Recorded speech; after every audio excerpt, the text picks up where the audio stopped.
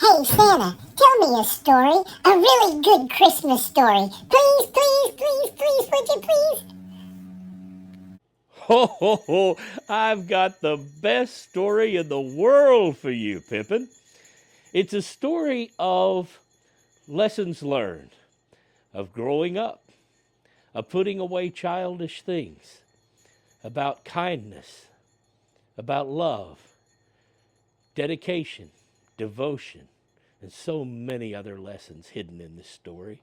You're going to love it. It goes something like this. Once upon a time, there was a young man in high school as a freshman. He wasn't doing very well in school. His grades were slipping. His father was beginning to worry that he might have been hanging around the wrong crowd. So his father came to him one night when his son got in very late. And he said, "Son, I want to talk to you a minute." The son said, "Not again, Dad. Another lecture?" "No, I want to talk to you about something serious. I want to make a deal with you." He said, "A deal?" His curiosity piqued. "Yes, a deal. I know that you haven't been doing well in school, and I'm sure some of those things are not your fault. We lost your mother last year, and I know it's been hard on you. And I love you, and I want you to be everything you can be. And an education is one of the most important things that you can give to yourself that I can't give you. What I can give you is a challenge. The deal is this: you make straight A's when you graduate. And I know that will come with a lot of benefits because there'll be scholarships involved when you have straight A's.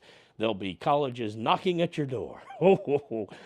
And you do that, I'll buy a brand new vehicle of your choice, and you can drive it right off the showroom floor. "Really, Dad? Really? No way." "Yes, I promise I will. And you know I don't break my promises."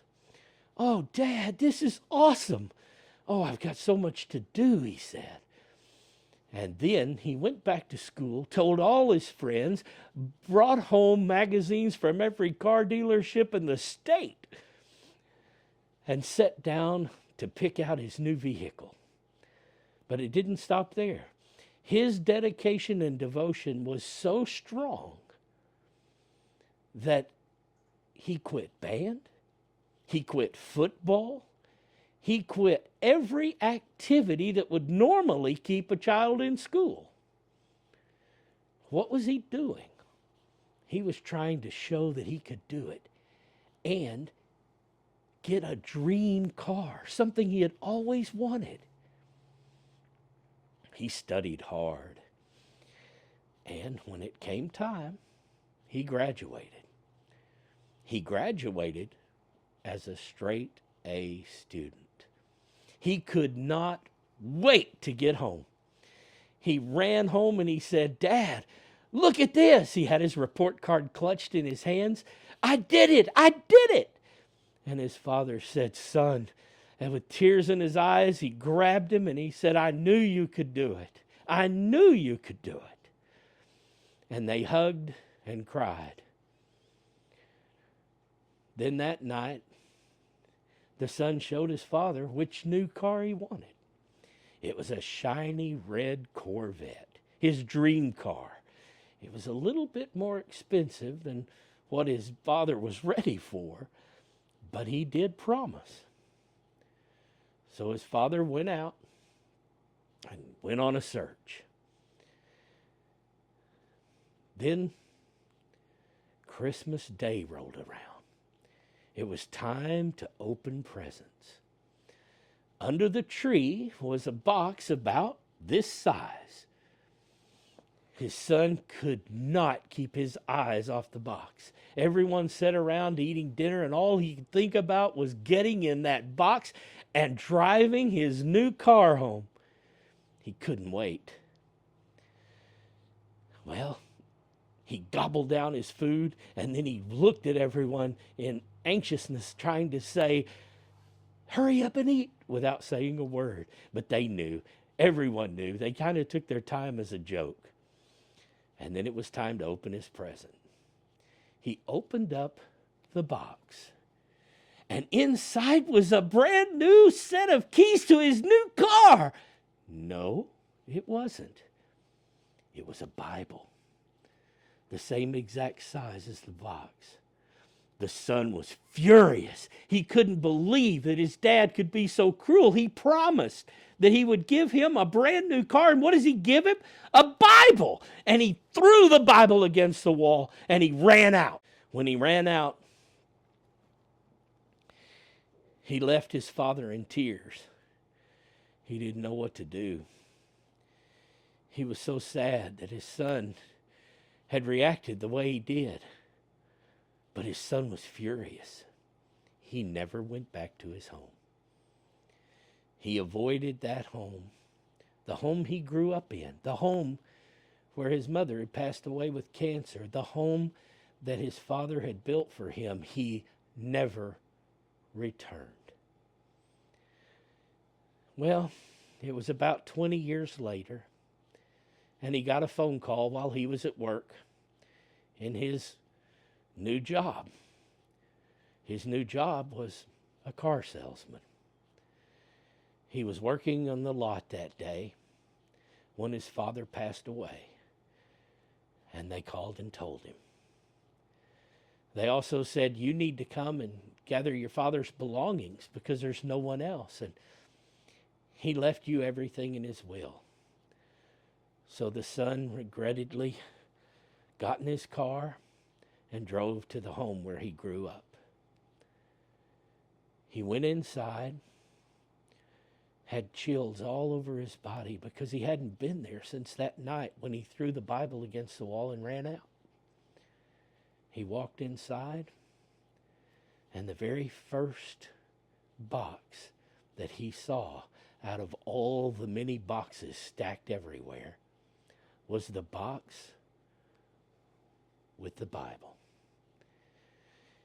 He sat down in the living room and he opened the Bible.